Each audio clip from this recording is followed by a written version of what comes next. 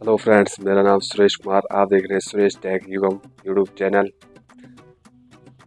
New phone launch हुआ है Realme का, Realme GT5 Pro 5G phone है।